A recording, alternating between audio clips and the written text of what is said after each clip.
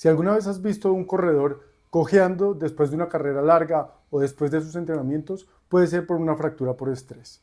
Son dolores muy frecuentes en trotadores, pueden empezar como dolores leves que después se hacen muy intensos. En este video de 5 preguntas y 5 minutos te voy a explicar cómo sospecharlas, cómo diagnosticarlas y cómo tratarlas. Y además, cómo prevenirlas. Primera pregunta, ¿qué son?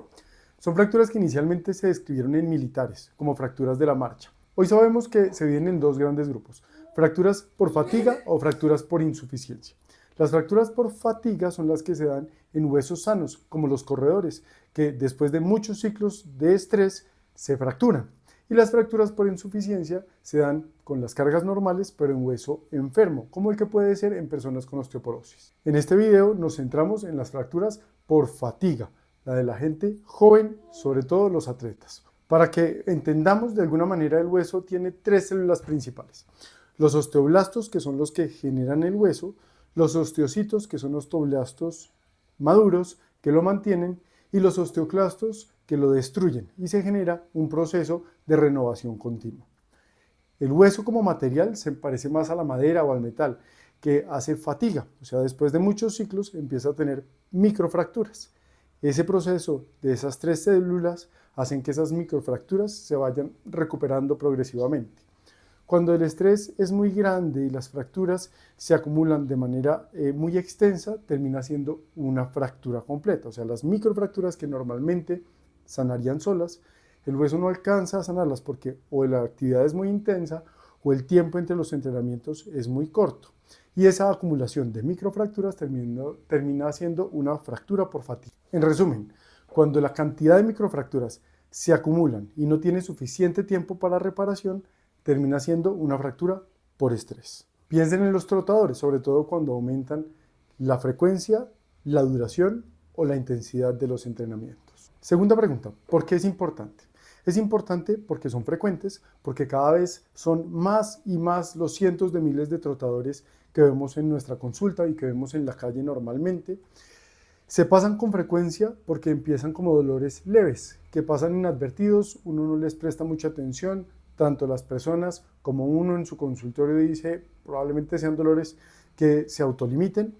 Y tercero, porque la primera línea de estudio, que son las radiografías, son normales, o en la inmensa mayoría de las veces son normales.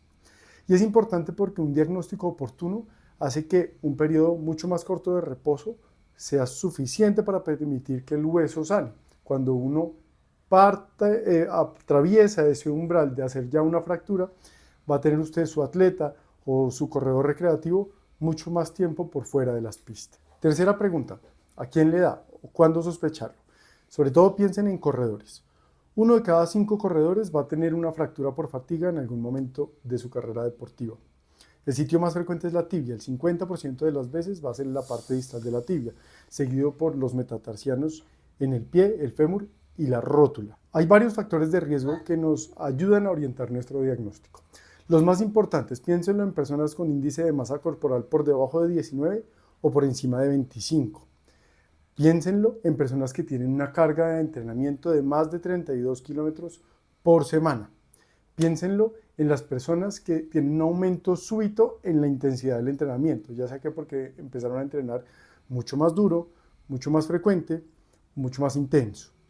Y finalmente piensen en el guerrero de fin de semana, ese que no entrena rutinariamente y de pronto el fin de semana hizo una carrera larguísima. Esas son las personas que más frecuentemente van a tener una fractura por estrés. Por otro lado, cualquier alteración en la biomecánica, una persona con una pierna más larga que la otra, un pie plano, un pie cabo, la hiperlaxitud, cualquier alteración en la biomecánica hace que estas estructuras se estresen más y acumulen más daño.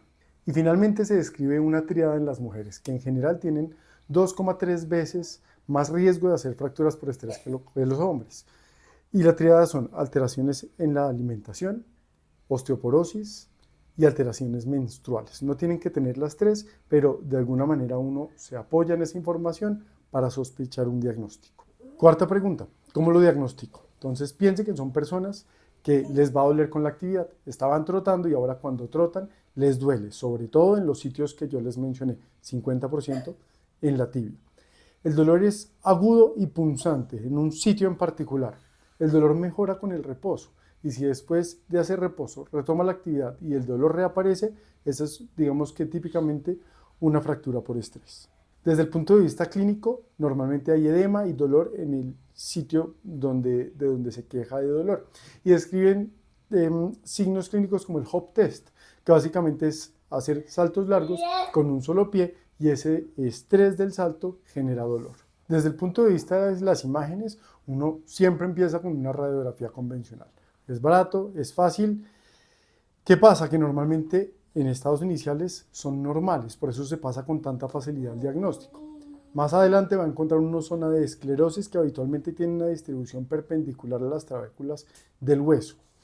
Y cuando persiste la sospecha por la clínica y con una radiografía normal, pide una resonancia magnética. La resonancia magnética tiene una sensibilidad del 100% para el diagnóstico de estas fracturas.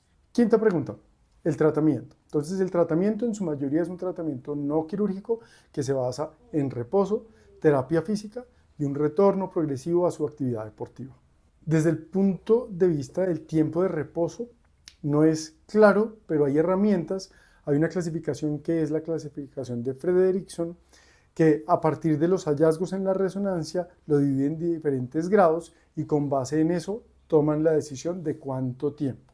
Lo cierto es que entre más temprano se identifique la fractura por estrés, va a ser menos tiempo, que puede ser hasta desde 3 semanas hasta varios meses de reposo. Por supuesto, un diagnóstico oportuno, un tratamiento adecuado va a hacer que vuelvan a la actividad más rápidamente.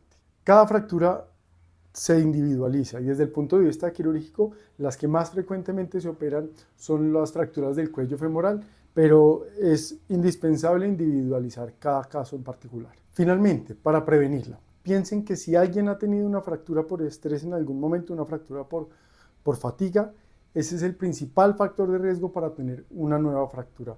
Adicionalmente, busquen que la carga de entrenamiento se aumente de manera progresiva. Para eso, si alguien tiene como intención hacer alguna maratón o alguna media maratón, guíese, oriéntense por alguien que sepa cómo progresivamente puede aumentar la carga de entrenamiento. Sean cuidadosos con la técnica de carrera, piensen en lo de la biomecánica. Si uno corre mal, estresa ciertas estructuras y puede hacer que se fracture. Hay algunos cambios en la técnica que se pueden optar para disminuir el riesgo, como aumentar la cadencia para hacer que la carga sea menos intensa. Sean cuidadosos con el calzado. Si algún calzado les genera dolor, suspéndanlo, utilícenlo para otras actividades.